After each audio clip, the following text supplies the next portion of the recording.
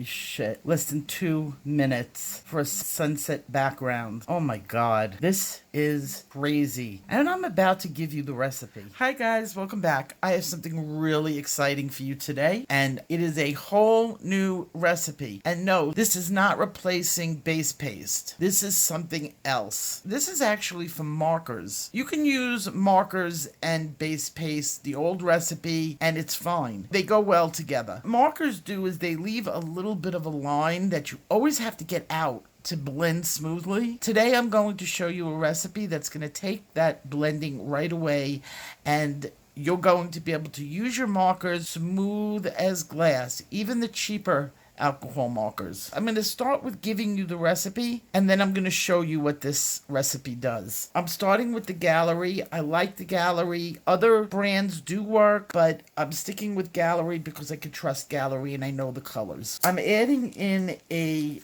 golden yellow,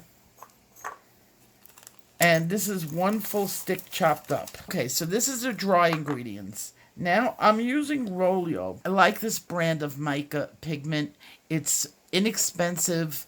It comes a lot in the box, many different colors. I originally bought it to use in resin. It always did a fantastic job. I'm really happy with it. So I'm not saying that you have to use this brand because there's so many brands out there and you can get completely addicted to mica powders. And I am so glad that we are now going to be able to incorporate them into our artwork because it opens up massive amounts of potential for our coloring books and our artwork. And I'm using the yellow. Now, this is a mica pigment. It's not ultra shiny. Unfortunately, I haven't mastered that yet, the ultra metallic creation yet. I'm going to use 2 teaspoons. Now, I know I'm not being precise. This is the way I cook at home. I never measure out anything at home. It's an approximate 2 teaspoons. And of course, I'm making a complete mess, but that's okay. You got the 2 teaspoons of the mica powder. To that, and everything that's on your hands. To that, I'm going to add 1 teaspoon of refined linseed oil and a tablespoon of mineral oil. Now that I got that going, I'm going to let it sit for about an hour to 3 hours, the same as the colored pencil base paste. This is going to be thicker. This is very concentrated and very pigmented. So you're going to use less in your artwork. Now, the reason why I'm actually giving you this recipe now is because I have a piece of artwork that I need this for. So I wanted to get this out. I know I owe you the artwork on the last one. That video is actually completely done and ready to be uploaded. I just wanted to squeeze this one in so that I could start working on the artwork for another video. Okay, so that can sit now for 1 to 3 hours. My mixture has been sitting for about, I would say, 2 hours. And I put it in the warm bath. Now you're going to use a double boiler. You're going to boil the water, and then you're going to place the containers in. Oil and pigment, and then you're going to put a couple of tablespoons of beeswax. This is still melting down now. You're not going to need much beeswax. Now, I've taken this out, and I started to stir. Okay? I want to stir until this gets a little bit thick. And you can just start seeing it build back up on the bottom. So you melt it completely down. And now it's thickening up. And I'm going to just keep going. And it's going to look like it never melted down, but it melted down, and that's the stuff that's starting to solidify again. Just keep going until it's ready. And it's starting to get thicker and thicker. Now you could see a little bit of that white on the top. Don't worry about that. Just keep mixing.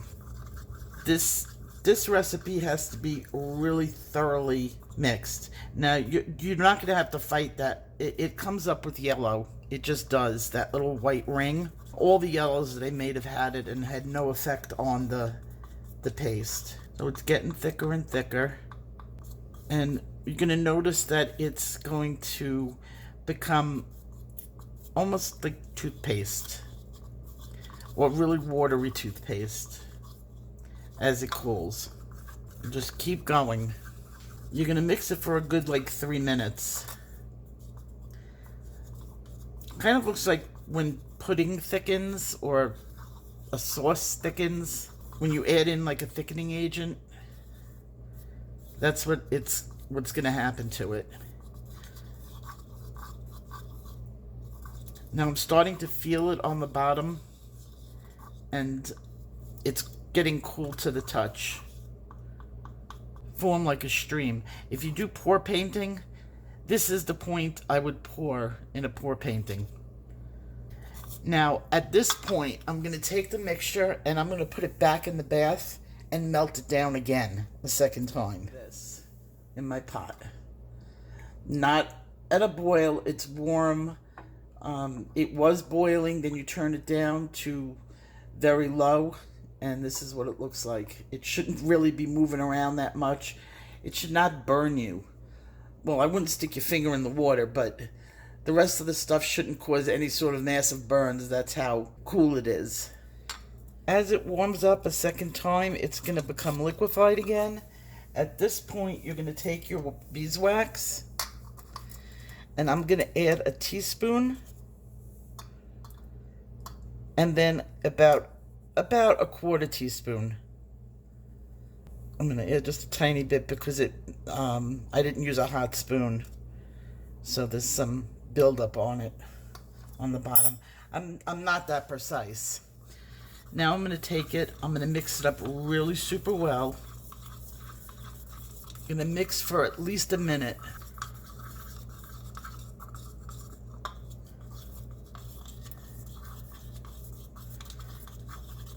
And you'll see it start to thicken up again. And now it's going to get thicker faster because it has the beeswax in it. Just keep stirring.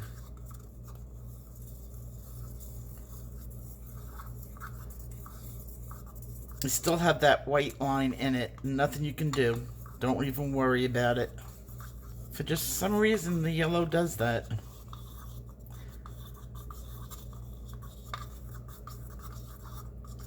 Okay, now I'm feeling it starting to get slightly thicker. I'm going to put it back in the heat, and I'm going to melt it down again. Just for a few seconds so that it's pure liquid. I have a tin all ready for it. It's warmed up again. Give it another stir for another couple of seconds. You want this really mixed well.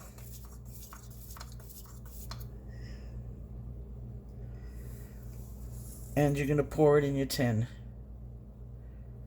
Beautiful.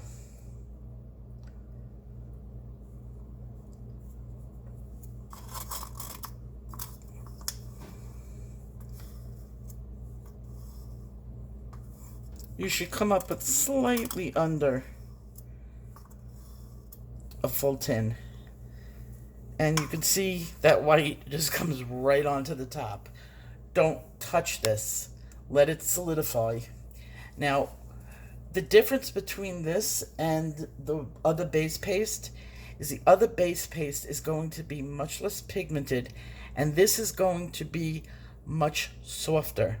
This is going to be the consistency of lipstick out of a tube, where the other one couldn't really be, it would be a potted waxy.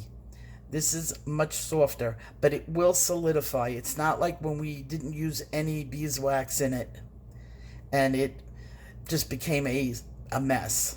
So I'm going to bring you back into my art room once this is completely solidified. Here's a little tip for you. In the container that you put your beeswax in, if you mixed more than you need, which I always do, just let it solidify in the container and reuse it. As long as you keep your spoon clean, you can remelt this as many times as you want. With this recipe, it takes a little longer to sit before you can use it, but it pigments like crazy. Now, I made this one at the beginning of the night, and I just made this one. This one is solidified already. I can use it, but it's still very, very soft. Like, I don't really want to touch it yet. This one, I've already tried. It works great. You don't need much. This is pigmented.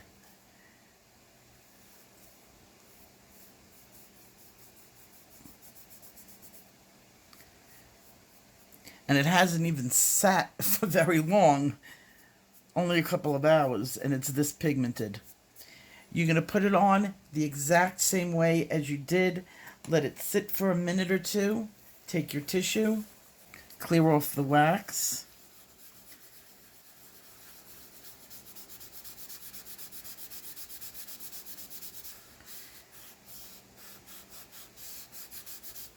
Okay? It's dry. See? Won't move. I said to use this with markers because it's so pigmented. You have to have this lighter than the pencil that you're using. And you see it goes over it just fine. You can color over it just fine. You just got to watch your colors. It's going to get, your picture's going to get very dark very quick. You can use this, but you may have trouble keeping your tones down. I'm going to use a mahogany red on it. This will help you save your markers.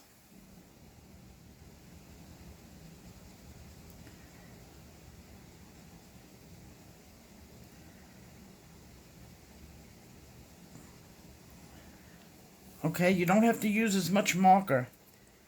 And then, lightly.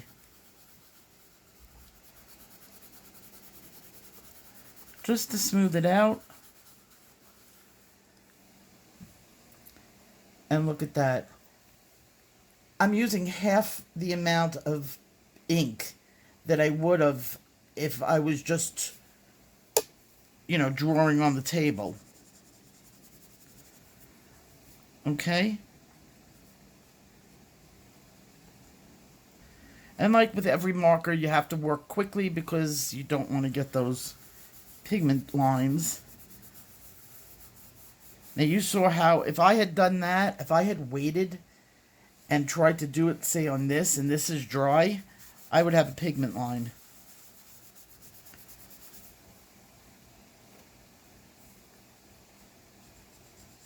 If I did that, there's no getting away with that. I'm going to have that line. Unless you work really quick and with not so much Copic markers, but anything below Copics or a really professional set, much smoother lay down. If your markers are going dry, you're always going to get those lines when your markers are going dry. It helps with the lines when that happens, so you get all the pigment out of your marker. These are good for alcohol markers. Are they good for water markers? It works. Probably would protect your paper. So that extends your usage on your water markers. Now, the only problem is that wax and water do not mix. Now, that is a definite problem. So you want to just be... It's not the greatest. I mean, I'm not putting my seal of approval on the water markers because water markers are so abusive to paper, and it is a tiny bit abused, but that's water markers for you. So let's see what it looks like really soft. I'm dying to delve into that one. This is a little early. I would have probably have waited a little longer. Look at that. Perfect. Beautiful. Look at that pigment. I just used a teeny tiny bit. Imagine dipping your brush once and getting practically your whole page pigmented. As I said, you can use this for backgrounds with your, wow. This is, holy moly. The heck did I invent here? Look at that. In 2 minutes, like less than 2 minutes, I could fill the whole background with one dip of the one dip. It just keeps going. The way it keeps going, this thing is going to last me 100 years. Wait a few seconds. Let it get on and into the page. Now, don't worry if you see some of this. It's like the wax getting stuck in the tissue. You just brush that away. Some get more than others. Totally dry. Beautiful. Feels less waxy than pencil. Now I got out a yellow ochre marker. Now you can't see it because my yellow ochre matches. I made yellow ochre. Alright. It matches a little bit too much to be way out there in the pigment. But you can see it's a little bit darker. And you could do some nice marker shading with that. Wait a second or two. Just smear out your lines. Absolutely perfectly smooth. Holy mackerel. This shit works. Okay, so that's it for today. I needed this color, and you will see that artwork in a bit. And I will see you in my next video. I'm going to leave the recipe in the description box below. And I will leave the base paste for pencil recipe there too. I almost forgot to show you this. Look at the way it blends. Beautiful. The way the colors blend with each other.